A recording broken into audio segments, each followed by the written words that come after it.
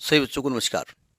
हम बात कर रहे थे नीट फिजिक्स की जो पीवाईक्यूज हैं उनका वीडियो अपलोड कर रहे थे, उनका सोल्यूशन प्रोवाइड करने की कोशिश कर रहे हैं, थे नहीं, ठीक है। उसके तहत हम बात कर रहे हैं यूनिट्स एंड मेजरमेंट की। अगला क्वेश्चन बेसिक खिदमत है आपके सामने, देखिए और एंजॉय करिए। NEET physics PYQs topic units and measurement. देखिए ये क्वेश्चन पीएमटी 1994 में पूछा गया है, ठीक है। क्वेश्चन पढ़ लिया जाए तब तक आप क्वेश्चन को देखिए।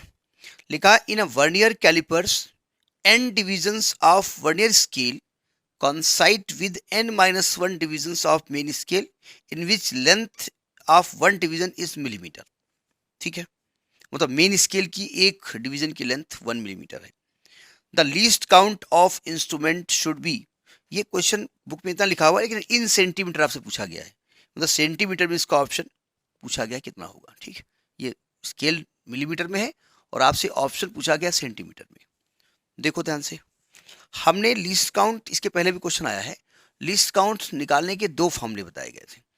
जो मेन फॉर्मूला हर जगह अप्लाई होता है वो कहा गया 1 मेन स्केल डिवीजन की लंबाई और 1 वर्नियर स्केल डिवीजन की लंबाई, इसकी लंबाई का जो डिफरेंस होता है उसी को लीस्ट काउंट कहते हैं। देखो मेन स्केल पहले इन्होंने किया कि 1 मिलीमीटर का एक डिवीजन है, तो आप कहेंगे देखिए मेन स्केल डिवीजन की जो रीडिंग है वो 1 मिलीमीटर है, काम ही खत्म हो गया, मेन स्केल डिवीजन हो गया। अब वर्नियर स्केल की बात करें तो ये कह रहे हैं कि वर्नियर स्केल के n डिविजन्स मेन स्केल के n-1 डिवीजन के बराबर है। मतलब मेन स्केल ये है, इसके पहले क्वेश्चन हो चुका है, मेन स्केल में मान ये n-1 डिवीजन, ये n डिवीजन है, एक छोड़ दो, यहां तक n-1 डिवीजन है, यानी यहां तक n डिवीजन है, यहां तक n-1 डिवीजन है। और वर्नियर इसको पूरा का पूरा ढक लेता है ऐसे, और वर्नियर में n डिवीजन को ढकते हैं, यानी तो आप क्या कह सकते हो कि वर्नियर के n स्केल डिवीजन की लंबाई मेन के n-1 स्केल के बराबर होती है।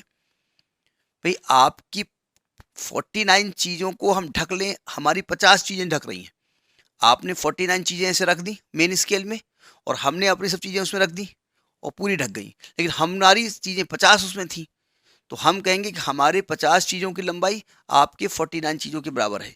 यानी हम कहेंगे कि n वर्नियर स्केल डिवीजन बराबर n-1 मेन स्केल डिवीजन, मतलब उनकी लंबाई के बारे में बात हो रही है, सही कह रहा हूं ना। और ये सब काहे में हो रहा है, मिलीमीटर में हो रहा है, क्योंकि मिलीमीटर में उन्होंने दिया हुआ है।